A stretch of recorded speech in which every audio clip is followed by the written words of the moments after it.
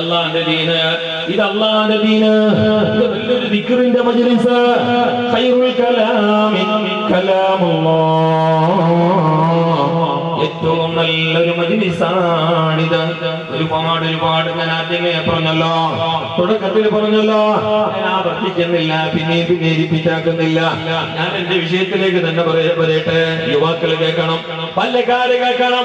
ഞങ്ങൾ മുസ്ലിമീങ്ങളാണോ, സുന്നത്ത് ജമാഅത്തിന്റെ പ്രവർത്തകരാണോ, പരിശുദ്ധമായ എസ്കെഎസ്എഫിനെ സ്നേഹിക്കുന്നവരാണോ, വന്യരായ ശൈഖുനാ മിത്തബൽ ഉസ്താദിനെ പോലെയുള്ളവരെ നേതാക്കളായിട്ട് അംഗീകരിക്കുന്നവരാണോ, ശാശ്വതമായ ലോകം, കാലാകാലമുള്ള പരലോകം, ആ ലോകത്ത് സ്വർഗത്തിലേക്ക് കടക്കുന്നവരാകണമെന്ന് ചിന്തിക്കുന്നവരാണോ? എന്നാൽ നിന്റെ നാവിലൂടെ കളവ് വരാൻ പാടില്ല, വഞ്ചന വരാൻ പാടില്ല. നിന്റെ ബിസിനസ്സിൽ, നീ കച്ചവടത്തിൽ, ബിസിനസ്സിൽ പിന്നെ വഞ്ചന ചെയ്യാൻ പാടില്ല. നിന്റെ വേഷവിധാനങ്ങളിൽ അല്ല പൊരുത്തപ്പെടാത്ത നിലക്കത് ധരിക്കാൻ പാടില്ല. പെറ്ററായ ഉമ്മാനെയും പെറ്റവളായ ഉമ്മാനെയും ഒറ്റ വളർത്തിയ ബാപ്പാനെയും അറിയാതെ ജീവിക്കാൻ പാടില്ല. എങ്ങനെയാ ഒരു മുസ്ലിം ചതിയനാവുക? എങ്ങനെയാ ഒരു മുസ്ലിമിന് വഞ്ചിക്കാൻ കഴിയുക? എങ്ങനെയാണ് ഒരു മുസ്ലിമിന് ആരുമാകട്ടെ, ബാല്യക്കാരനാകട്ടെ, വയസ്സന്മാരാകട്ടെ, ആര് തന്നെയായാലും ഒരു മുസ്ലിമിന് എങ്ങനെയാ ചതിയനാവാനാവും കഴിയുക? ഒരാളെ ചതിക്കാനോ, ഒരാളെ വഞ്ചിക്കാനോ ഒരു മുസ്ലിമിന് സത്യമല്ല. മഹാനായ ഉമർ ഖത്താബ് റളിയല്ലാഹു അൻഹു ഭരിക്കുന്ന കാലം ചരിത്രത്തിൽ കാണാം. ഒരുപാട് ഇമാമിങ്ങൾ അവരുടെ ഗ്രന്ഥങ്ങളിൽ എഴുതിയ സംഭവമാണ്. ഒരുപാട് ചരിത്രകാരന്മാർ റിപ്പോർട്ട് ചെയ്ത പിന്നെ സംഭവമാണ്. ഉമർ ഖത്താബ് റളിയല്ലാഹു തആല അൻഹു തങ്ങളുടെ ഭരണകാലം, സുബ്ഹാനല്ലാഹ്, ഒരു ചെറുപ്പക്കാരൻ അങ്ങകരെ നാട്ടിൽ നിന്ന് മദീനയിലേക്ക് വരികയാണ്. കച്ചവടത്തിന് വേണ്ടി, ബിസിനസിന് വേണ്ടി പ്രവാസിയായിട്ട് മറുനാട്ടിൽ നിന്ന് മദീനയിലേക്ക് വരുന്നു. സുബ്ഹാനല്ലാഹ്, ദിവസങ്ങളോളം രാപ്പകലില്ലാതെ യാത്ര ചെയ്തിട്ട് അയാൾ മദീനയിലേക്ക് എത്തുകയാണ്. ഉത്തേടിച്ച നിശ്ചിത സ്ഥലമെത്തുന്നതിന് മുമ്പ് അയാൾ എന്ത് ചെയ്തറിയോ? നീണ്ട യാത്രയല്ലേ, ജാവുമ്പോളായിട്ടും വന്നതല്ലേ, ഒട്ടകത്തിന്റെ മുകളിൽ കയറിയിട്ട് ജാവുമ്പോഴും ഇങ്ങനെ യാത്ര ചെയ്തിട്ട് മദീനയിലേക്ക് വന്നതുകൊണ്ട് അയാൾ എന്ത് ചെയ്തു? കൊണ്ടുണ്ടാ അയാളെ ഒട്ടകത്തെ ഒരു മരത്തിലവിടെ കെട്ടിയിട്ട്, അതല്ലെങ്കിൽ അവിടെ നിപ്പാട്ടിയിട്ട് അയാൾ ആ മരത്തിന്റെ സൈഡിൽ അവിടെ ഉറങ്ങിപ്പോയി. കുറച്ച് റെസ്റ്റ് എടുക്കുകയായിട്ട്, വിശ്രമിക്കുകയായിട്ട് അയാളതാ അവിടെ കിടക്കുകയാണ്, ഉറങ്ങുകയാണ്. സുബ്ഹാനല്ലാഹ്, ആ സമയത്ത് ആ ചെറുപ്പക്കാരന്റെ ഒട്ടകം അതാ നടന്നു പോവുകയാ. നടന്നങ്ങനെ മേഞ്ഞ് പുല്ല് തിന്ന് തൊട്ടടുത്തുള്ളവർ ഈ തപ്പന തോട്ടത്തിലേക്ക് കിടക്കുകയാണ്. ഇതിന്റെ ചരിത്രമാണ്. സുബ്ഹാനല്ലാഹ്, ആ ചെറുപ്പക്കാരന്റെ ഒട്ടകമതാ മറ്റുള്ളവരുടെ തോട്ടത്തിൽ കയറിയിട്ട് അവിടെയുള്ള ഈ തപ്പനയുടെ ഓല കടിച്ച് തിന്നാൻ തുടങ്ങിയപ്പോ, ഈ തപ്പന മട്ടൽ തിന്നാൻ തുടങ്ങിയപ്പോ, ആ തോട്ടത്തിന്റെ കാവലുകാരനായ വയസ്സനായ അതിന്റെ മുതലാളിയായ ഓണറായ മനുഷ്യൻ ആ ഒട്ടകത്തെ കല്ലെറിഞ്ഞു.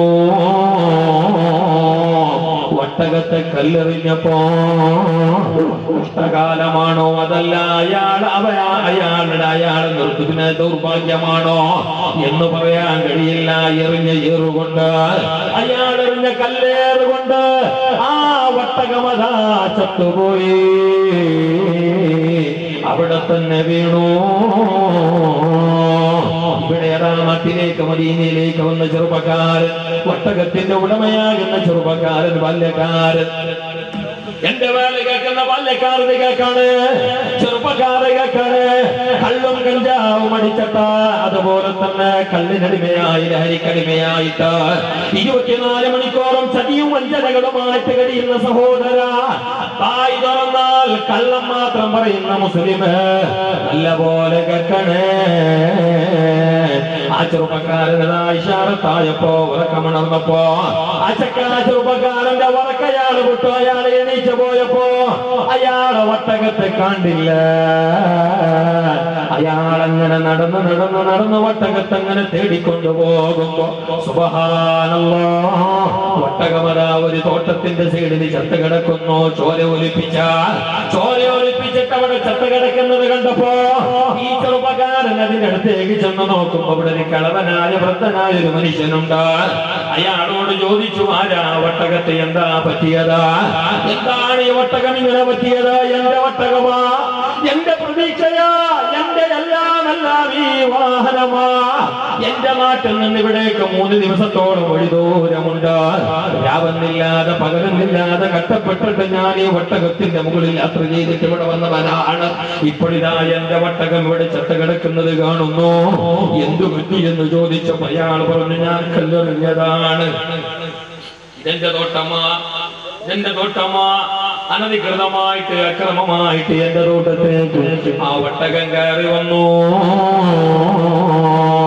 നാളേറെയായി ഞാൻ ഒരുപാട് പ്രതീക്ഷയോടെ പോറ്റി വളർത്തുന്ന എന്റെ കൃഷിയിടങ്ങള്, എന്റെ ഈത്തപ്പന മരങ്ങള്, അതിന്റെ മട്ടലുകള്, ഓലകള് എല്ലാം അതാ ആ ഒട്ടകം തിന്നാൻ തുടങ്ങിയപ്പോ ഞാൻ 1-2 കല്ലെടുത്തെറിഞ്ഞപ്പോ അത് പോയില്ല. പിന്നെ അതാ ഞാൻ ഒരു വലിയൊരു കല്ലെടുത്തെറിഞ്ഞു, അത് ചത്തുപോയി. ചാവണമെന്നർത്ഥത്തിൽ ഞാൻ അറിഞ്ഞതല്ല, കൊല്ലണമെന്നർത്ഥത്തിൽ ഞാൻ അറിഞ്ഞതല്ല. എന്നപ്പോ അങ്ങനെ സംഭവിച്ചു പോയതാണ്. എന്ത് ചെയ്യണമെന്നറിയില്ല. ഇത് പറഞ്ഞപ്പോ സകല നിയന്ത്രണവും വിട്ടുപോയ, പരിസരബോധം മറന്നുപോയ ആ ചെറുപ്പക്കാരൻ എന്ത് ചെയ്തറിയോ?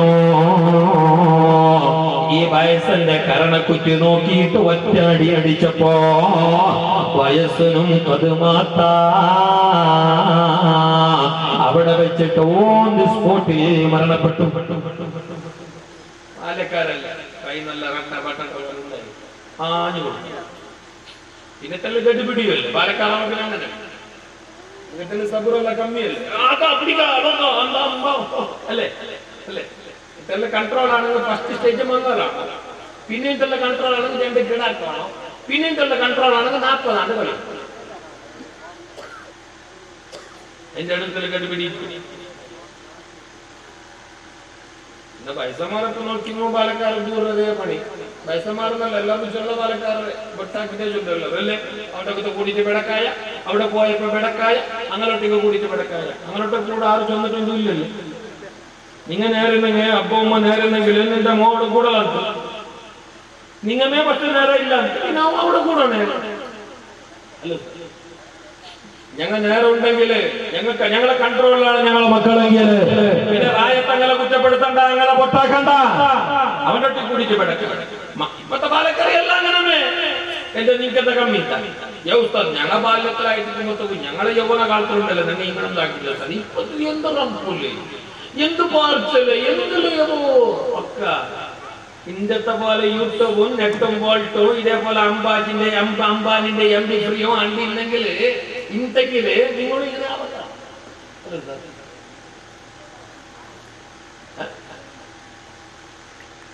అంటే ഇതുപോലെ ഇല്ലാത്ത അംബാനി ഇല്ലാത്ത MP3 ഇല്ലാത്ത നെറ്റും വോൾട്ടും ഇല്ലാത്ത അപ്പൊ കുറച്ച് കൺട്രോൾ അണ്ടികളില്ലാത്ത. പിന്നൊന്നും നല്ല കാലമാണ്, നല്ല കാലം. ആ നല്ല കാലം അത് പോയി ഇരിക്കട്ടെ. മഹാനായ ഉമർ ഖത്താബ് തങ്ങളുടെ ഭരണകാലമാണ്. ചെറുപ്പക്കാരനല്ലേ, പരിസരം മറന്നിട്ട് പെട്ടെന്നൊരു അടി വെച്ചു കൊടുത്തപ്പോ എല്ലാമായ വാഹനമായ പ്രതീക്ഷയായ ഇനി എന്റെ എല്ലാമായിട്ട് അയാൾ കൊണ്ട് നടന്നിരുന്ന ഒട്ടകം ഒരു സുപ്രഭാതത്തിൽ ഒരു കല്ലേറ് കൊണ്ട് ചത്തു വീണു എന്ന് കേട്ടപ്പോ കല്ലെറിഞ്ഞാളയാൾ അടിച്ചു. ഒട്ടകമല അവന് അയാളും മരണപ്പെട്ടു. സുബ്ഹാനല്ലാഹ്, നിന്റെ ചരിത്രമാണ് ഷോർട്ടാക്കിയിട്ട് പറയുകയാ. കേൾക്കണേ ബാല്യക്കാരി, കേൾക്കണേ. ആ മരണപ്പെട്ട വയസ്സന്റെ മക്കള് ഷാഫാന് രണ്ട് ബാല്യക്കാർ അവരെന്ത് ചെയ്തറിയോ? ഈ ചെറുപ്പക്കാരനെ പിടിക്കുകയാണ്. എന്നിട്ട് ആ ചെറുപ്പക്കാരനെ നല്ലപോലെ ബന്ധസ്ഥനാക്കിയിട്ട് ഉമർ ഖത്താബ് തങ്ങളെ മുമ്പിൽ കൊണ്ടുവരുന്നു. എന്നിട്ട് പറഞ്ഞു, തങ്ങളെ ഇയാള് ഞങ്ങളെ വപ്പാനെ കൊന്നു, നടപടി വേണം, ഞങ്ങൾക്ക് പരിഹാരം വേണം, ഞങ്ങളെ എല്ലാമായ പാപം ഈ പാപ്പാന് ഇയാൾ നിഷ്ഠൂരമായി കൊന്നു കളഞ്ഞിരിക്കുകയാണ്. അതുകൊണ്ട് തങ്ങള് ഞങ്ങൾക്ക് പരിഹാരം വേണേ എന്ന് പറഞ്ഞപ്പോ ഉമർ ഖത്താബ് തങ്ങൾ ഇവിടുന്ന് വിസ്തരിക്കുകയാണ്. കൂടുതൽ അന്വേഷണം നടത്തിയപ്പോ സംഭവം നേരാണെന്ന് മനസ്സിലായപ്പോ ഉമർ ഖത്താബ് തങ്ങൾ പറഞ്ഞു, അതേ, കാരണമില്ലാതെ ഒരാളെ കൊന്നതിന്റെ പേരില് ഒട്ടകത്തെ കല്ലെറിഞ്ഞു എന്നത് കാരണമല്ലല്ലോ. ഒട്ടകത്തെ കൊന്നു എന്നത് ഒരു മനുഷ്യനെ കൊല്ലാനുള്ള കാരണമല്ലല്ലോ. ഇവിടെ ഏതാ പശുവിന്റെ പേരിൽ കൊല്ലപ്പെടുകയാ, പശുവിന്റെ പേരിൽ കൊല്ലപ്പെടുകയാ, മൃഗത്തിന്റെ പേരിൽ കൊല്ലപ്പെടുകയാ. മനുഷ്യത്വത്തിൽ ഇന്ന് ലോകത്ത് വരെയില്ല. എന്നാൽ ഇതുപോലുള്ളൊരു കാലത്ത്, ജാഹിലിയ്യ കാലത്ത് സമാനമായൊരു സംഭവം നടന്നപ്പോ ഉമർ ഖത്താബ് തങ്ങൾ പറഞ്ഞു, മനുഷ്യന്റെ ബല വലുതാണ്, മനുഷ്യത്വത്തിന്റെ ബല വലുതാണ്, മനുഷ്യരക്തത്തിന്റെ ബല വലുതാണ്. അതിന് പകരം വെക്കാൻ ലോകത്ത് ഒന്നുമില്ല. അതുകൊണ്ട് ആ മനുഷ്യനെ നിഷ്ഠൂരമായി കൊന്നതിന്റെ പേരില് നിനക്കതാ നിന്നെയും പകരമെടുക്കുന്നു, ഇസ്ലാമിന്റെ ശിക്ഷ നടപ്പാക്കുന്നു, കൊലക്ക് പകരം നിന്നെ കൊല്ലുന്നു. കൊല്ലണം, കൊല്ലാതിരിക്കണമെങ്കിൽ അവർ മാപ്പ് ചെയ്യണം. ബന്ധപ്പെട്ടവർ, മക്കൾ, വേണ്ടപ്പെട്ടവർ ഏത് കണ്ടീഷൻ വെച്ചിട്ടാണോ അവർ മാപ്പ് ചെയ്യുന്നത് എങ്കിൽ നിനക്ക് മാപ്പ് ചെയ്യപ്പെടും, നിന്നെ വിട്ടയക്കപ്പെടും, പൊരുത്തപ്പെടുമെന്നല്ലാതെ. അല്ലെങ്കിൽ നിനക്കൊരു മാപ്പില്ല, നിനക്ക് കൊല തന്നെ. സുബ്ഹാനല്ലാഹ്, അവർ പറഞ്ഞു, കൊല്ലുക തന്നെ വേണം. സ്നേഹസമ്പന്നനായ, സ്നേഹവിധിയായ, കണ്ടിട്ട് കൊതി തീർന്നിട്ടില്ലാത്ത ഞങ്ങൾ പിരിശപ്പെട്ട മാപ്പാനെ കൊന്നവന് മാപ്പില്ല, അതുകൊണ്ട് കൊല്ലണേ എന്ന് പറഞ്ഞപ്പോ ഉമർ ഖത്താബ് തങ്ങൾ തിരിക്കുന്നു, കൊലക്ക് കൊല തന്നെ.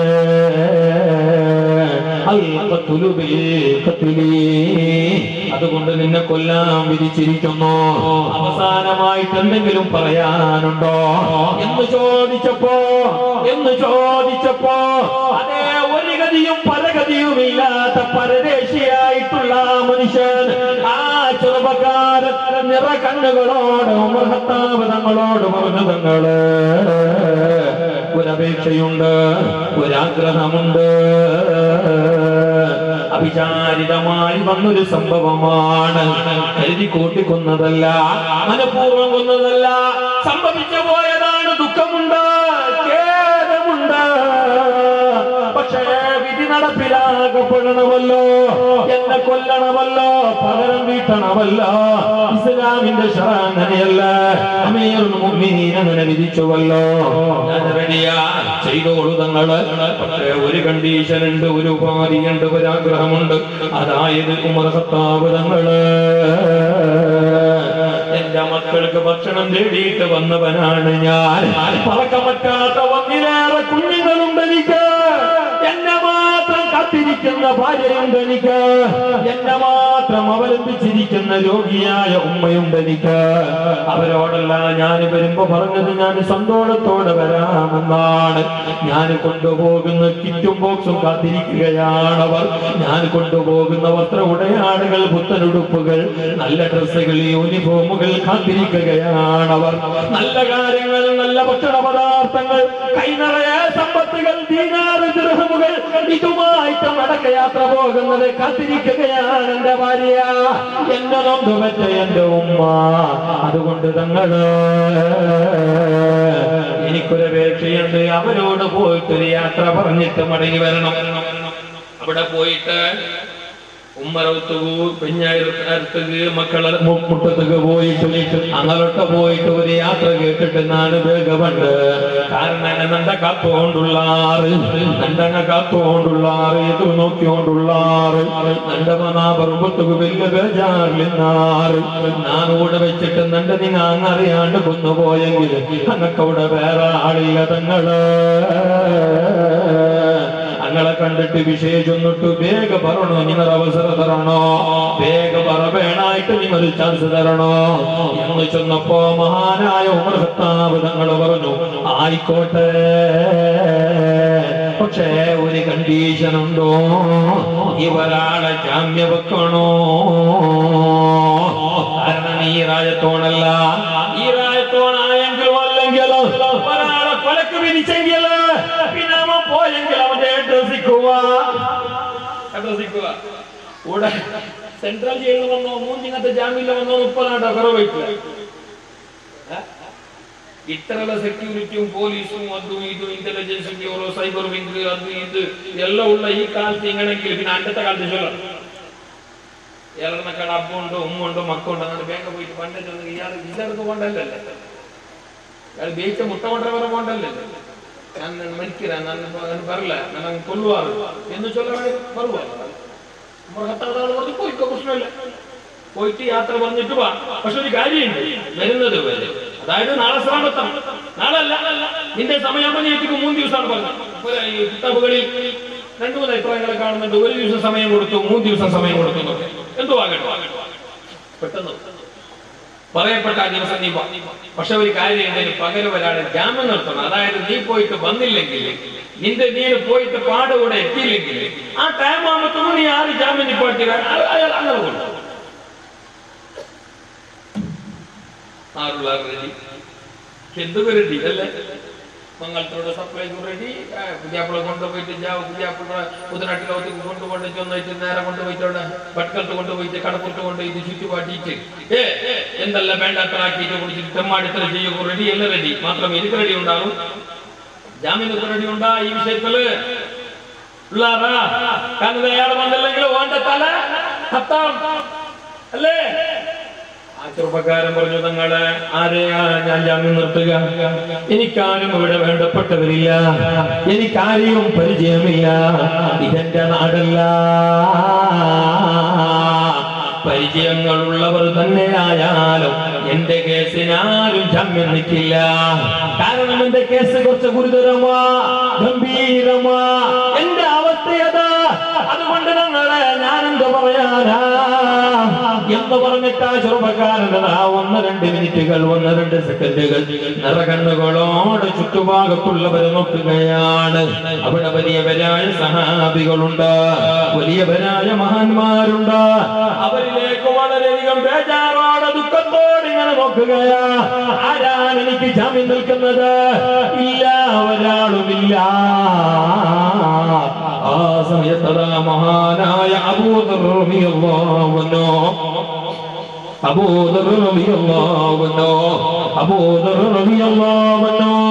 അവിടെ അടുത്തു വന്നു. എന്നിട്ട് ഉമർ ഖത്താബ് തങ്ങളോട് പറയുകയാ, തങ്ങള് അയാള് പോയിക്കോട്ടെ, ഭാര്യ മക്കളെ കണ്ടിട്ട് സന്തോഷത്തോടെ വരട്ടെ, അതുവരെ ഞാൻ അയാൾക്ക് ജാമ്യമാണ്. അബൂദർന്റെ മുമ്പിൽ വന്നപ്പോ എല്ലാവരും ബേജാറായി. കാരണം അയാളെ വന്നല്ലെങ്കിൽ ഇയാളെ തല പോകല്, അയാളാണെങ്കിൽ ഇനി കുറവുള്ള വിഷയമാ, അയാളാർക്കും നിർത്തയില്ല. അയാളെ കിട്ടിയ ചാൻസ് ചൊന്നിട്ട് ചിലപ്പോ അമേരിക്ക പറ്റിയെങ്കില ഔത്തുകല്ല, അമേരിക്ക പോലും അയാൾ പോവല്ലേ ഓടുവല്ലേ, കിട്ടിയ ചാൻസ് അല്ലേ. അവന്റെ കൂടെ നട്ടാറിയ ആളുകള് ഇയാളെ തലല്ല പോണ്ടത്. ആരാണ് അബൂദർ? ആരാണ് അബൂദർ? എത്ര വലിയ മഹാന തങ്ങളുടെ സന്തത സഹചാരികളിൽ പ്രമുഖനായ, അടുത്ത മിത്രങ്ങളിൽ പ്രമുഖനായ, സഹാബികളിൽ പ്രഗത്ഭനായ ഉമർ ഖത്താബ് തങ്ങളെന്ന ഭരണാധികാരിയുടെ സലഹാ സമിതിയിലെ ഒരു പ്രമുഖ അംഗമായ ഉപദേശകനായ അബൂദർ റളിയല്ലാഹു തആല അനുരങ്ങളും വന്നിട്ട് എതിർല് വന്ന് നിന്നിട്ട് ഞാൻ ജാമ്യം നിൽക്കണമെന്ന് ചൊന്നപ്പോ ആൾമാർ ബേജാറായി. ഉമർ ഖത്താബ് തങ്ങളും പേടിച്ചു പോയി.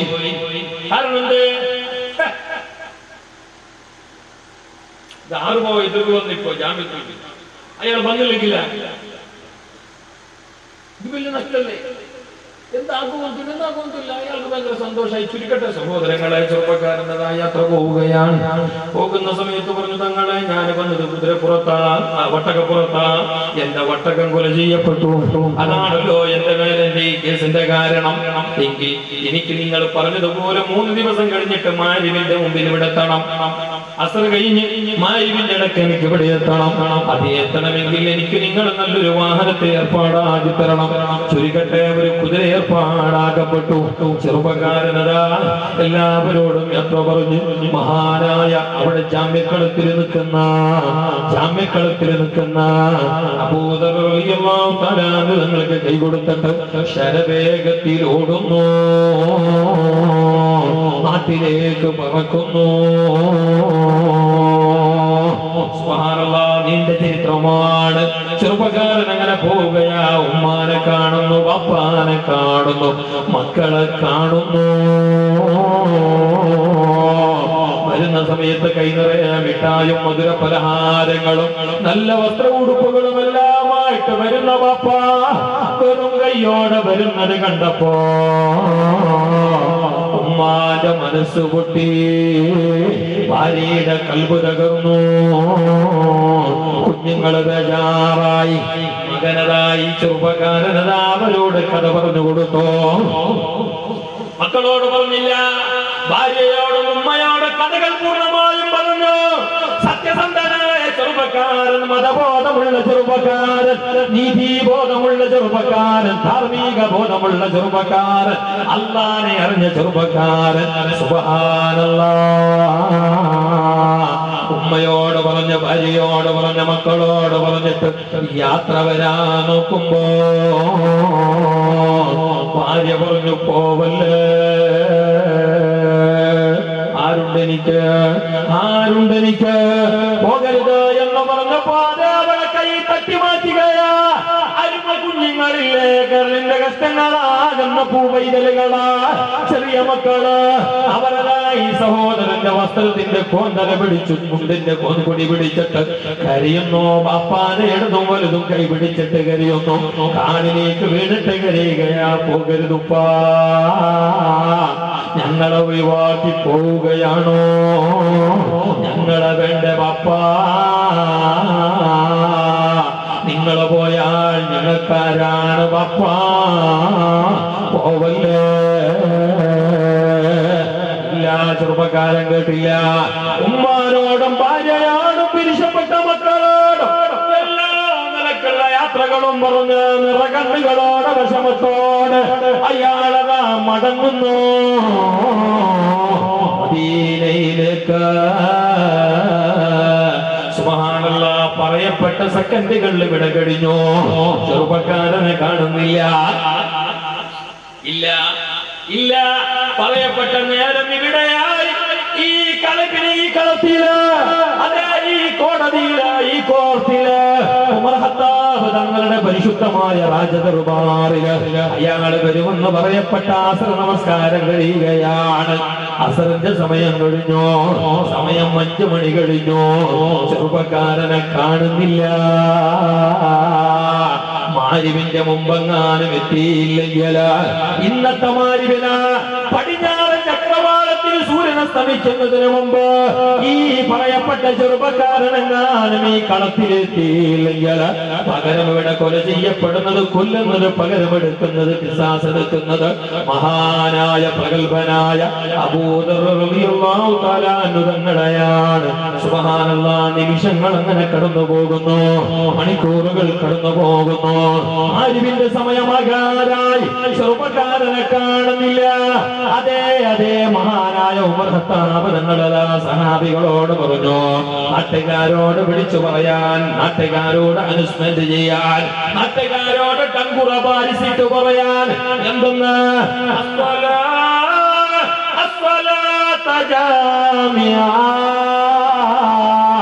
ഈ വിളിയാളം നാട്ടുകാരോട് പറയാൻ വേണ്ടിയിട്ട് പുറപ്പെട്ടപ്പോ പറഞ്ഞപ്പോ സുബ്ഹാനല്ലാഹ്, പരിസരവാസികളും സഹാബികളും എല്ലാവരും അതാ മഹാനായ അബൂ ദർ റളിയല്ലാഹു തആല തങ്ങളും ഉമർ ഖത്താബ് തങ്ങളെ അമർത്തിലെത്തുന്നു. ഉമർ ഖത്താബ് തങ്ങളുടെ നാട്ടുകാരോട്, വേണ്ടപ്പെട്ടവരോട്, നേതാക്കളോട്, അബൂ ദർ തങ്ങളോടൊക്കെയും പറഞ്ഞു, അതെ ഇന്നത്തെ നേരം ഓർമ്മയുണ്ടോ? നിങ്ങൾ ഒരാൾക്ക് ജാമ്യം നിന്ന സമയമാണ്, ഇപ്പയാളെ കാണുന്നില്ല.